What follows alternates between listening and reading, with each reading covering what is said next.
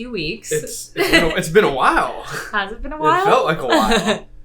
I think this episode is going to be really good for folks who might be interested in doing some of the stuff that we've done. This is exciting. All right, so kind of just start us off. Where were you? Where have you been the last 2 weeks? Oh my god. Me and Riley have been home alone. I just got back from a National Geographic expedition. That's literally like dreams as a child, growing up on National Geographic. I know, we did grow up on National Geographic. I wonder if those listening also did as well, but... I'm sure. I mean, you guys should tell us. Let us know. Yeah. But I mean, it's surreal actually saying it out loud. For background, when me and Alex first started the Conservationist Collective, like, the first project we ever got, I think, the first one. The first real project. First real one was a National Geographic grant. Mm-hmm. And I remember when we got the email, we were at your parents' house and you were working out in the garage and I was whatever. Working out is a strong statement. Term. If your brothers hear this, they're going to be like, yeah, right. Okay. So, and I walk in and I was like, we just got the National Geographic grant. Let's talk about it when you're done. And this had been like a few months after we started and I had just quit my job and we were just like... Just figuring it out at the time. Yeah, just figuring it out. And Look at us now. Yeah, I guess look at us now. So, no, I'm so excited. It was a 2-week expedition. All right, so you were on an expedition on a boat on National Geographic. What else? What about the other? So it actually wasn't a National Geographic boat. It's incredible. It was a collaboration between Ocean Exploration Trust and National Geographic. So nice. Ocean Exploration Trust is a nonprofit. They have a research vessel called the Nautilus that typically does deep sea exploration. So they are mapping the seafloor. They have these ROVs. They're actually called Hercules and Argus are the names of the ROVs, which I really appreciate that they name the underwater robots. And they explore the deep sea. So that's like discovering seamounts, shipwrecks, things like that. Like LiDAR too, that kind of stuff? Yeah, really light sonar. And so that's what they've typically been doing. And they're on actually a global quest right now in tandem with some other research vessels to map the seafloor by 2030 around the world. Because we're actually super under mapped overall. Really? The bathymetry is, the ocean floor is it's a mystery. It's still a mystery. Yeah. Whoa. We talked about deep sea mining in one of the previous TCC episodes, which you should go check out. But when I was learning about that, I learned that the deep sea ecosystem is make up so much of the ocean and we just know so little about it. So I thought it was really cool that the Nautilus is doing that. But they actually called this program of this expedition From Shore to the Abyss because all of the expedition teams that came aboard from the National Geographic side, including me, are doing research that would be in coastal waters or in shore, shallow waters, right? Okay, so what did your team kind of study? Yeah, so it's a 3 expedition thing. We were the first one. We just got back today. Nice. And it was a 2.5 week expedition. They're kind of varying in length, but I was happy to be on the first one. And I was part of the marine mammals team. And then there was another team on there called the sharks team, which is cool. We were the megafauna expedition. Everyone loves that. I know. It's like sharks, marine mammals. Can't beat that. It was pretty great. But I also want to talk a little bit about the sharks team later on this episode if we get to it. But we were a small marine mammals team. And the unique piece about this Nat Geo expedition aboard the Nautilus with OET was that it's a framework that is being piloted and tested out by Nat Geo, which is incredible. It brings together the 3 different types of Nat Geo grantees. So it brought together an explorer, which could be many different disciplines, but focuses on a research and scientific lens. Okay. An educator, which is you, right? That was me. Nice. And Nat Geo Education is doing enormous things that I learned a lot more about in detail when I was aboard the Nautilus. Cool. And then a storyteller. So I also served in that role, even though typically storytellers associated with Nat Geo will make films and things like that. Documentaries. Yeah. So I came aboard primarily as an education role, but also supporting media stories. And this is actually part of that. Nice. Yeah. I've been following close along with all the stories, so hopefully others will. Yeah, we'll talk a little bit more about it. But it was a lot of work. It was definitely a sprint. I remember because I took a pause on life. So much of the work we've been doing was only because you were able to fill in and the rest of our awesome team. And it didn't feel like a pause on life. It just felt like a a different full-time job. It was definitely a sprint. Plenty of things to do, 2.5 weeks sure. sprint, yeah. All right, so kind of like walk us through, like, you get there. What does day-to-day look like? What are you doing? Okay. So because everyone's project is different, it required so much coordination from like the Nat Geo and OET side to really like make it all work. It's like such the logistics is impressive. I know. I'm like so impressed with the people who handle the logistics. And also like we all have different responsibilities and different outputs and deliverables and stuff like that. So our primary work was using a small Zodiac that would be deployed off the main research vessel every day to survey for marine mammals. So we were looking for cetaceans, dolphins, and whales. We were hoping to encounter a lot. We ended up encountering 2 different species, bottlenose dolphins and spinner dolphins. Spinner dolphins are very predictable in different ways. Yeah, but I see them pretty often off coast of Hawaii. And they travel in large groups. And the expedition covered multiple islands. So we went to Maui. We spent a lot of time like off the coast of Lanai too. And then we went to Hawaii Island for the second half of the expedition and did surveys there. So nice. Did you primarily spend your time like in deep water or kind of like in the channels in the shelf area? Yeah. Oh, that's a good question. So we did spend some time in the Ao Channel between Maui and Lanai and Molokai. But once we were in Hawaii Island, we were really in coastal shallow waters. We stayed tight to the coastline. Spinner dolphins were in predictable areas there, and our PI, got to give a shout out to Matthias. He was our explorer leading our team. He made the decision that we would stay in shallow waters where the dolphins were predictable, so we could gather as much research and data as possible. And I thought that we really made it worthwhile, because there's expeditions where you're like, oh my gosh, so much investment and time and resources has gone to getting this expedition up and running, and like, oh my god, we didn't see marine mammals. Yeah, so that would have been a bummer. We didn't want to risk that by going offshore, which you need a lot of time and resources to be able to survey offshore. But we did do a few offshore days, and those are my favorite days. I haven't done something in this capacity in like a few years. Nice. So it's good being back out there on the water. It was good being back out there in a support role. No heavy pressure. Just gotta get the media. In a support role. Yeah, actually, well, we can get into that. But I was doing photo ID for my team, and also running the data sheets on all the days I went out, which I would say was about like 75% of the time. The other time I was doing the education and media aboard the Nautilus. Nice. That's awesome. All right. So what kind of research topics were you looking at? And I know our research questions? Yeah, I know you had some pretty groundbreaking technology as well, right? Right. So, and we're focusing on the marine mammals team, but I just want to give like a really strong shout out to the sharks team, which was doing epic work. Like they were also pioneering innovative technology. So they were using BRUVs, so baited remote underwater video systems, which cool. I know I love climbing the BRUVs, and they were deploying them off dive boats like scuba dive every day. Yeah, they were deployed off like the bow, or they could also deploy on scuba in deep, shallow, and midwater environments. And it had, it was baited, and it had a video system, and they were monitoring which shark species were attracted to it. And was there based on the bait? Yes, but so they used different bait?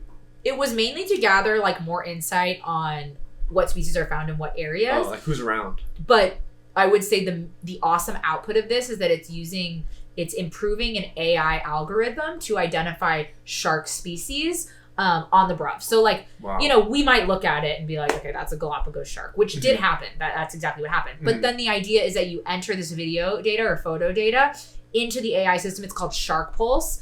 And the algorithm can identify the shark species. That's insane. It takes down so much of like the human like grunt work factor out of it. So much time. How much time is being saved? Yeah. It's like Happy Whale. That's so cool. So I actually, anyone listening to this, if you have any photos of sharks that you gathered scuba diving, you can actually enter it into Shark Pulse, help improve the algorithm, and be a citizen scientist. Nice. Which is like one of the most like that. That's the stuff that really makes me excited. You can engage community around it. So I thought that was incredible, and I really love that Nat Geo and OET really prioritized people who were living here and understood the ecosystems here. We were represented pretty well on the expedition. And I think that really enhanced our ability to understand like the landscape and where to go and things like that. Nice. Yeah. But another key part of this is in order to ensure that the education was being distributed, widely, but also mostly to students in Hawaii so that they could connect with research being done in their backyard. We were doing live events. We're all creating lesson plans, streaming. They were called ship to shore connections with schools in the area that we were in. Oh, that's so cool. there was a time with one of the Shark Team students where a dad wrote in and was like, my son learned about the Nautilus and then he saw you. Whoa. Like, he went to the beach and he saw you off the shore. Oh, that's so cool. And he knows that he got a ship tour like just a few days ago. And so I think that's such a key component when it comes to going on expeditions and research expeditions is like, how are you engaging the local communities and like, how are you giving back to the local communities and how are you making sure this knowledge is shared and kept in an equitable way? And we had incredible person, Dr. Keolu Fox, aboard helping advance the data sovereignty around the research expedition so that this can be used for generations to come, but then also so that local communities can have access to build upon or refine what ends up happening with the information that's collected. And that's like a key part that I feel like I wish all expeditions did. And it was definitely. We learned a lot. There was definitely a lot of challenges with like how to implement these things that we all wanted to do, but we were all really eager to figure it out. And I think that's what made it so exciting. So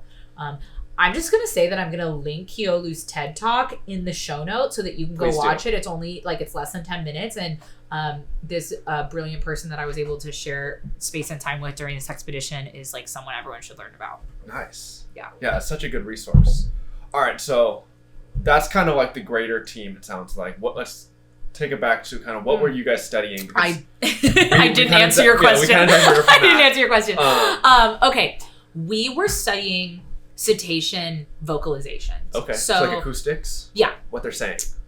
Yeah. So like when we're talking to students, we say communication, but I mean, we're studying vocalizations. Okay. We're not in a position to be communicating with dolphins right now. But what I will say, so Matthias and Abel, shout out Abel, the research engineer on our team, they have created this innovative technology that essentially uses hydrophones, underwater microphones, video camera, and then code on the back end processing afterwards to pinpoint the sound source of sound being transmitted in water. So you've got dolphins underwater and, they exhibit clicks and whistles, but they don't move their mouth the same way that we do. So when you are hearing them underwater, because sound travels so much further underwater, you don't know who is saying it. So if there's like an entire pod around and you hear all these vocalizations, you don't know who it is. But with this technology, you can for the first time, so you can see who is speaking or communicating. Who is vocalizing underwater. Wow. Because the pods are like what? How many animals do you see at once? Spinner dolphins can be up to 100. Wow. Or maybe even more. But I mean, we were in groups of 20, 30, 50, 100. So yeah, it's hard. How are you going to know exactly who's speaking at any time? Exactly. But now they can. Exactly. It was insane. And, we don't have any insight to that right now. The post-processing's taking months. I'm sure. And I'm so proud of my team for being willing to have this like sprint of field work and then go back and do that. But the point is like they created this array, we had a handheld array, so that was deployed by swimmers at the surface. By array, you mean like tool apparatus? That's what you mean? Device, yeah. Okay, cool. Yeah. And then there were bottom-mounted arrays. So our bottom-mounted arrays were deployed every handful of days in different areas, and they would be at the bottom passively recording for 24 hours at a time, and then we'd go retrieve them. So there were two pieces to it. So then if there were dolphins in the area, overnight, those types of things, hopefully it would be able to pick it up if it was within the certain distance. Does it work like at night when there's no light? Yeah, because it's recording audio. So, but how do you pinpoint the individual speaking without a video? Oh, that's a fair question. So the bottom-mounted arrays were just to pick up sound. Oh, okay. Yeah. So, cool. I know, and they were called Bumblebee and Aspod, which I really appreciated the naming of all of it, because then we'd be like, do you have Aspod? Do you have Bumblebee? Gotta love device names. And like, what is this? So, and it was also really valuable for the education to kind of like conceptualize all of it to students when we were talking with them. Nice. Yeah. All right, yeah, so you were the educator primarily and also storyteller. Uh-huh. What kind of like education did you do when you were out there? I saw that on the blog post, which we'll also link in the show notes, that there were some live streams for students. Oh yeah. Okay. So I kept a field log. So like that went through like our daily activities, mainly so that the community of the Conservationist Collective would be able to understand like truly what it's like going on a research expedition. But OET ended up wanting to host it on their blog too. And they have an incredible reach across the world. I mean, they're based out of the East Coast. So they're able to reach a different audience with that. And that's actually hosted on their site as well. So nice. That's kind of more of like find it online. Yeah, daily summary. We'll link it in the show notes. But we had live events associated. Okay. So live events meaning like what, Zoom calls or? Oh my God, we had so much education, you guys. Okay. So there was a live event that was hosted on the OET channels, like their YouTube, and then it was streamed out to LinkedIn. And that was like a panel discussion that was also interactive with the community, that they could ask questions of our team talking about our research. Okay. And that was called Ocean of Sound. It's linked in the field notes. It's on OET's YouTube, and it was really wonderful. And then we had live ship to shore connections. So ship to shore connections are a part of OET's science communication and education program, where classrooms can sign up for ship to shore connections, where they talk to OET staff. They're doing this all year round. Teachers who are listening right now can go sign up their classrooms and ask them any questions they want. I listened in. It's so fun. Oh my gosh, you listened in? I listened to one of them, yeah. Oh, that's so sweet. I don't remember which day it was, but it was. Yeah. No, but it is fun, and it's a great resource for teachers, because so many teachers of all different ages can connect their students with like real world science and real world applications, and they can be like, as short as 25 minutes. So I was extremely impressed, because OET's education and comms team were doing like massive amounts of these per day. Wow. Like 5 to 10, and then we could just like feature in on them. So through our teacher network from TCC, which I'm realizing it needs to grow larger. So if you're a teacher listening, please email us. Let us know. And you don't have to be Hawaii based either. Anywhere. Yeah. We prioritize Hawaii based educators, but our resources are adaptable for any area. So basically, teachers from our relationships that we built through Ocean Connections, our original Nat Geo grant, signed up for Ship to Shore Connections, and then they shared with their other teachers. So I think one day we had 450 students join from IAEA. Whoa, that's a lot of kids. I know, intermediate school. It was like their whole middle school classroom. That's awesome. And they had that was epic. But yeah, so that was the Ship to Shore Connections, and then I got to feature in on some others too of all ages. And then the last part of it was we hosted an Explore Classroom, which is like a sub program of Nat Geo Society's education program, and teachers got to, that was kind of like a big Zoom call, and teachers got to ask us questions. And one thing that I learned about from the Nat Geo side is just like the power of students being able to talk directly to explorers is like transformational and inspirational. And so getting Matthias in front of them to actually answer questions and say, hey, you can do this too, was like it was really amazing. Yeah, it's like kind of like our experience with Nat Geo, like redefined, because when we were young, we got to see kind of like these researchers and these photographers, like mostly photographers, yeah, taking photos or taking videos in crazy places, and we were just in awe behind a screen. But now, still behind a screen, but you can ask questions, you can interact. It's interactive. It's so cool. Yeah. And it's just inspiring. Yeah, and they said that the Nat Geo side said that like our turnout was really high and the chat was going off. So I mean, it makes sense. Everyone loves dolphins, yeah, but I was happy to hear that. So that was all the stuff that was going on it, and then. Nice. And there's also some other stuff too. But basically it was go the whole time, and I'm just really happy to be able to share it. So yeah. So cool. All right, so another part of this expedition is you had a couple of citizen scientists on board, right? Yes, we did have citizen scientists. How did you get them involved in both the like education and the science aspect of things? From their maybe not expertise backgrounds? Well, I'm just gonna say, as from our experience at TCC, like I was definitely the well positioned to be able to handle that. So citizen science engagements were a huge priority for Nat Geo and for OET. So for us, it was so great because they could take pictures and support photo ID. Nice. They could take GPS points when we were doing surveys. They learned a lot about happy whale, which is... explain happy whale for those who don't necessarily know. Yeah, so happy whale is specifically for like large baleen whales, because flukes, the underside of whale tails, are distinct in like a fingerprint. And so Happy Whale allows you to upload photos that you might get of the underside of a whale fluke, maybe from a whale watching boat, and it will match it to other areas where that's been sighted because it's unique to the individual. Yes, using AI. Cool. So you don't have to do anything. You just upload and go. No, you make an account and you upload. So it's really, oh my gosh, Riley in the background. So it's really common for whale watching tours to be able to be like, hey, we got all these amazing photos. We had this incredible encounter. Let's upload to Happy Whale, and you can see where the individual was sighted. That's so cool. And it adds to the Happy Whale data log and makes the algorithm better. Yeah. So our citizen scientists, the citizen scientists aboard had some beautiful experiences in Alaska aboard whale watching boats, and so we were able to teach them about Happy Whale. We didn't see any baleen whales while we were up there, especially when we were off the Zodiac, but. Yeah, so that was just some of them. And then also one of the citizen scientists had an education background. So her and I consulted on some of the lesson plans that I'm putting out for middle school students. Nice. And that was really valuable. But those were just a few ways. And we did like presentations every night and things like that. I did like a science communication presentation, which I talked about podcasting on. So that sounds awesome. I know, I love it. All right, so what about like maybe some listeners who are like, oh, I want to get involved in this data collection or maybe science field? Oh, like for people listening, like how do they get on a Nat Geo expedition? Maybe how you get on Nat Geo, or even just how do you like kind of get started either as citizen scientists or kind of if they want to follow that career path as well.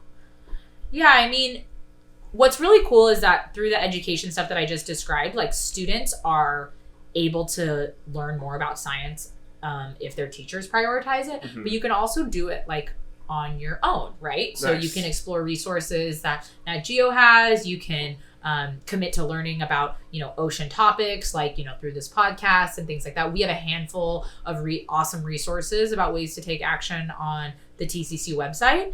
And I think when it comes to data collection, like there's just tools that you can start developing. So like for marine mammals and cetaceans specifically, like photo ID is very valuable. And so learning how to use a camera, nice. And you need a fast shutter speed and a long lens is pretty much it with photo ID.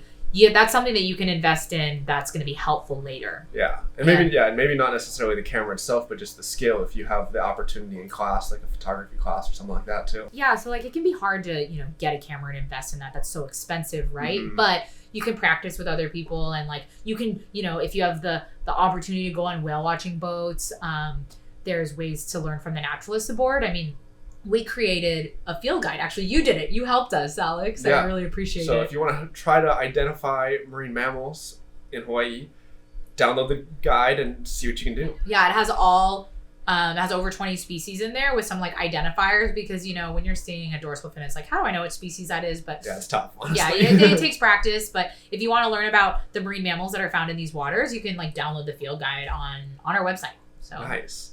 All right, so now answer kind of like, how do you get on one of these Nat Geo expeditions? Because like I would love to go on one day. Like okay. I'm sure listeners would as well. Yeah, this is like the most common question I got when I was able to like intermittently put out social media posts. Like, I'm sure. How did you do this? So there's no gatekeeping here per usual.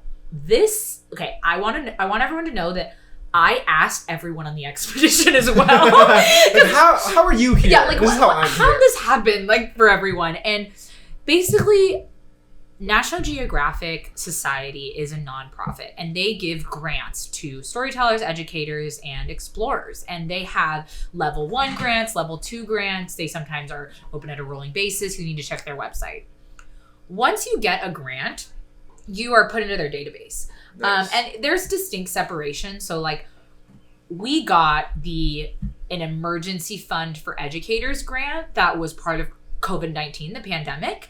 And that is actually, I've realized aboard this expedition, separate from other education grants. Okay. So ours was like a small grant to accelerate some virtual learning resources that I mentioned at the beginning of this episode we found out about many years ago. Yeah, the point is, that's how I got in their resources, right? So, or got in their like database. So when something like this was coming up and they wanted to prioritize local educators, I was in their database as someone who was an educator, was Hawaii based, and focused on the ocean. Nice. And that was the intersection of all of these expeditions, which is how, for lack of a better explanation, like we were all handpicked.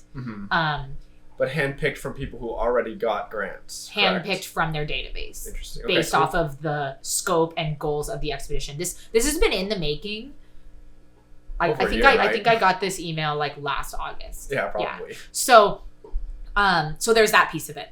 But when you get an Explorer level grant, and then you're an Explorer, right? And then you get connected with all these other Explorers and all of the rest of the Explorers too. And so that's another like, you know, next goal I would say for me as to try to get into that database too, because the Explorer group. Yeah, what we do is, you know, a lot of storytelling, a lot of education, but that piece of it as well. And I would say that's definitely more geared towards science and research. So not sure if it's the best fit for us, but, you know, we do a lot of projects here. So it's something I want to pursue. But for lack of a better term, you need to go check the Nat Geo website. You need to apply for grants.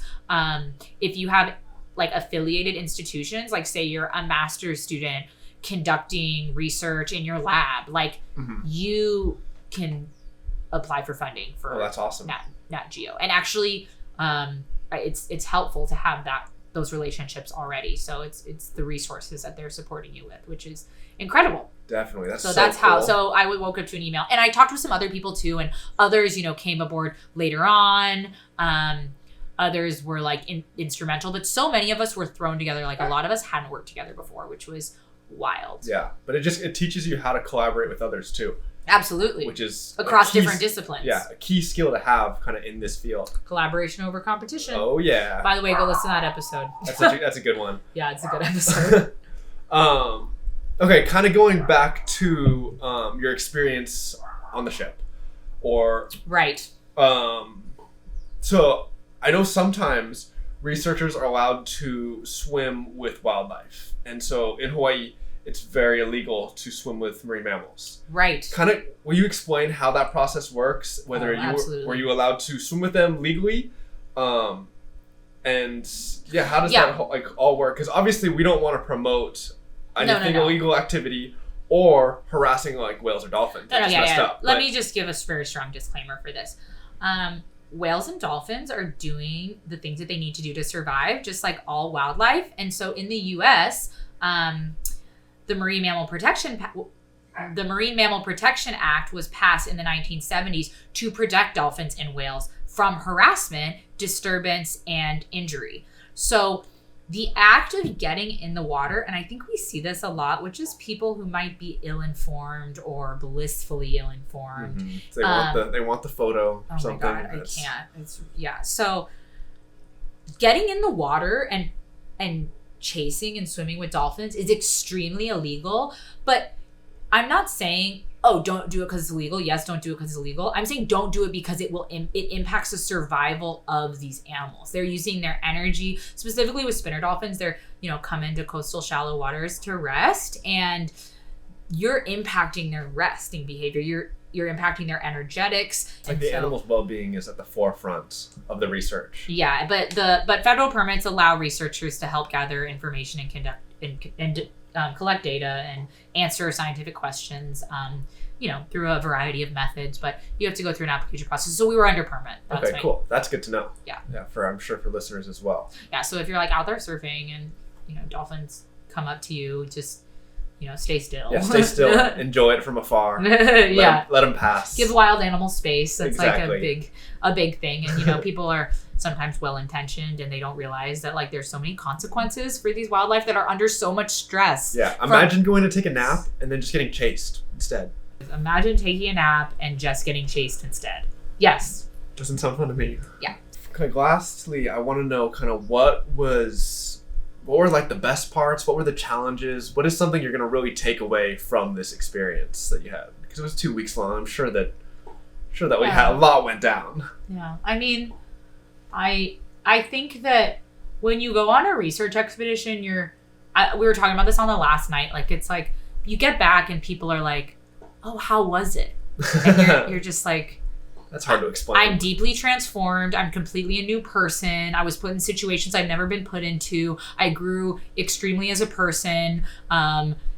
We went through situations together that you can't describe. Like, it's just, I would just say like it's unlike any other opportunity. And I think, you know that from your expedition that we talk about in another Sustainability in the Sea episode. Mm-hmm. And I think that looking back on this in 5 years, like, yeah, I'll remember like, oh, we were able to get so many hours of recordings of vocalizations. And I will remember like I talked with a ton of students and that was inspiring, as it always is. But I feel really valuable, or like I really value the relationships that I was able to build. And it was kind of like the in-between moments. I think I wrote this in the field log. Like it was like the in-between moments that, when you're surveying or like when you're on the high deck, like watching sunset and you're just talking with these people who have almost dedicated their life to the natural world in a different way, and being able to learn just how other people choose to do it, and how there's no right or wrong way. There's just different ways, but that you're all unified by the fact that you are here because you care and because you value exploration and discovery. And every single person on that boat had like a tremendously different background and like a different specialty, and got here for a different reason, and was from all over the world. It was kind of like when I was in Chile earlier this year, like being surrounded by people from all over the world and all different backgrounds is so, it's refreshing. I really wish everyone could have that experience, because our worldview is so narrow when we only interact with people from certain cultures. And I just really value the things I was able to learn from them. And yeah, the relationships, like, and that's kind of the best parts. And I think your memory gets foggy over time, and so when you forget those details, like those are the stuff that'll stick out. It's like, oh, it was just special, and the people I met were special, and the work we did hopefully is made to give back, and we innovated and we did something new, and that's cool. That is so cool. Yeah, sounds like an experience of a lifetime. Yeah, I mean, I learned a lot about myself in the process, so really grateful for the opportunity. And I'm so fortunate that institutions like nonprofit organizations like National Geographic Society and OET like value collaboration so much to be able to pilot something like this, because we need more of that. And like Definitely. Being able to try new things is like a huge piece of this. So nice. That's awesome. All right. So oh god, we have Cetacean Connections coming out. Which okay. I thought you were gonna ask another question. Oh, no. We're wrapping it up here. Oh yeah. So Cetacean Connections is coming out, which is going to be the online lesson plan, right? Right. Yeah. So it's a 3-day lesson plan that.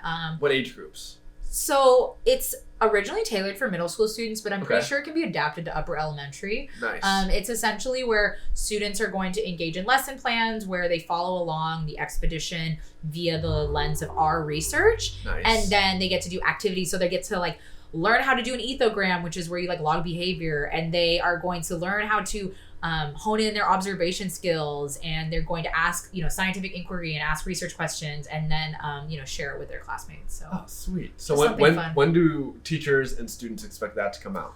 Right. So that's supposed to be up and running by December 1st at the latest. It's going to be on the OET education website. It's also going to be on the Conservationists Collective website, and it's going to be entirely free and open source thanks to the funding from National Geographic Society for this expedition. And I hope that it will connect students to dolphins and whales in the ocean, but also connect them to marine science. Awesome. Yeah. Kind of like inspiring the future generation. Always. What else are we doing here? Like I always say, like, if we're not doing this to help to like get other people to also be inspired to do it, then like what are we doing here? But yeah, I get that. Yeah, so awesome. I mean, what a good episode. If you have any other questions about the expedition, just let us know, and hopefully there's more in the future. Yeah. All right. We got a lot in store. So if you want to stay in the know, we've got The Ripple coming out monthly, our blue newsletter, and you know where to find us at the Conservationists Collective.